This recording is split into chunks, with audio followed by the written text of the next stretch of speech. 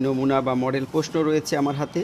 এই প্রশ্নটা নিয়ে বিস্তারিত আলোচনা করব এবং প্রশ্ন কি কি থাকতে পারে সে বিষয়ে বিস্তারিত আলোচনা হবে।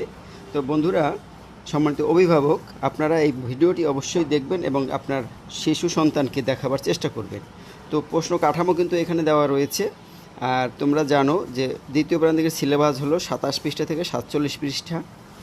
তো আমরা বিস্তারিত আলোচনা করব সিলেবাস এবং প্রশ্ন কাঠামো নিয়ে। প্রথমেই থাকবে কবি ও কবিতার নামসহ একটি কবিতার 8 লাইন অথবা 6 লাইন মুখস্থ লেখো। এটা 10 মার্কের জন্য থাকবে। এখানে আমরা দিয়েছি কাজের আনন্দ, তোমাদের সিলেবাসে রয়েছে কাজের আনন্দ এবং প্রজাপতি। তবে কাজের আনন্দ কবিতাটি বেশি ইম্পর্টেন্ট, তবে প্রজাপতি কবিতাটাও পড়বে। তারপরে দেখো নিচের শব্দের অর্থ লেখো। যে কোনো 5টি 7টি দেওয়া থাকবে, 5টি শব্দের অর্থ লিখতে হবে। যেমন আহরণ অর্থ জোগাড়, তৃণলতা ঘাসলতা, পরাগ ফুলের রেণু, পাখা ডানা, উধাও উড়ে, তারপর শরৎ ছয়, নবান্ন নতুন ধানের উৎসব। যুক্তবর্ণ 3 নম্বরে যুক্তবর্ণ ভেঙে দেখাও 10টি। এখানে আছে 12টি দেওয়া থাকবে, তোমাদের যে কোনো 10টি যুক্তবর্ণ ভেঙে দেখাতে হবে। এখানে আমাদের পেজে যুক্তবর্ণ ভেঙে দেখানো একটা ভিডিও রয়েছে এবং একটি পেজও একটা সমান। এটা র যোগ রেপ বা যা লেখো রেপ যোগ চ অথবা র যোগ চ এরকম লিখলেও হবে, যে কোনো একটা লিখবে। তারপরে এরকম শব্দ গঠন করতে হবে না। এরকম সবগুলো বলে দিচ্ছি। জয় রেপ, রেপ যোগ জ, শয়কস্কা দন্তস্ব যোগ ক, নয় দয়ন্তর ন দন্তন্য যোগ দ, নয়টয়ন্টা ন যোগ ট, শয়তাস্তা স যোগ ত, খেউ ক যোগ মূর্ধন্য স, নয়নয়ন্না ন যোগ ন, তয়রাত্র ত যোগ র ফলা, শয় বা ফলা দন্তেশ্বয় বা ফলা, দন্তেশ্ব যোগ ব, দয় বা ফলা দ যোগ ব ফলা ব, কয়তয়ক্ত ক যোগ ত। এবার দেখো 4 নম্বরে প্রশ্নগুলোর উত্তর দাও। যে কোনো 5টি, এখানে 60টি প্রশ্ন থাকবে, তোমাদেরকে 5টি প্রশ্নের অ্যান্সার দিতে হবে 10 মার্কের জন্য। মৌমাছি কেন বনে যায়?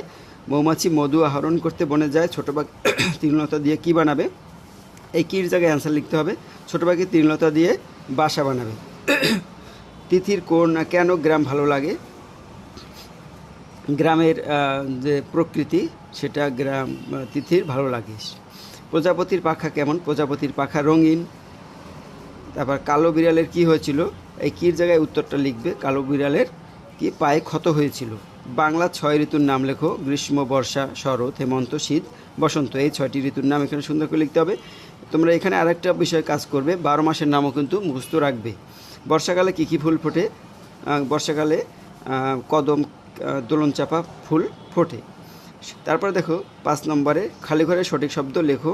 এখানে এই কিছু শূন্যস্থানের শব্দ দেওয়া থাকবে, এগুলো দিয়ে মৌমাছির ড্যাশ আহরণ করে। বইয়ের যে শব্দার্থ শূন্যস্থানগুলো রয়েছে অবশ্যই সুন্দর করে মুখস্থ করবে সবগুলো। মৌমাছির ড্যাশ আহরণ করে, মৌমাছির মধু আহরণ করে। ছেলেমেয়েরা ড্যাশ যাচ্ছে, ছেলেমেয়েরা নেচে নেচে যাচ্ছে। তিথির মামার ড্যাশ থাকেন, গ্রামে থাকেন। ফুলে ফুলে ড্যাশ উঠছে। প্রজাপতি ভাদ্র আশ্বিন মাস মিলে হয় ড্যাশ ঋতু, শরৎ ঋতু। আচ্ছা, তোমার প্রিয় ঋতু সম্পর্কে 5টি বাক্য লেখো। এইখানে প্রিয় ঋতু আসতে পারে, বর্ষাকাল আসতে পারে, তারপরে তোমার গ্রাম আসতে পারে। এখানে দেখো আমরা যদি একটু এইখানে যাই, তোমার কি কি রয়েছে?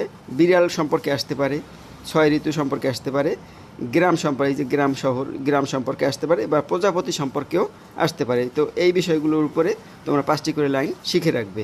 তারপর দেখো 7 নম্বরে নিচের ছকটি পূরণ করো। এখানে একটি ছক, তোমার নাম, তোমার বাবার নাম, মায়ের নাম, গ্রাম, জেলা, ডাকঘর, জেলা, এই কটা থাকতে পারে।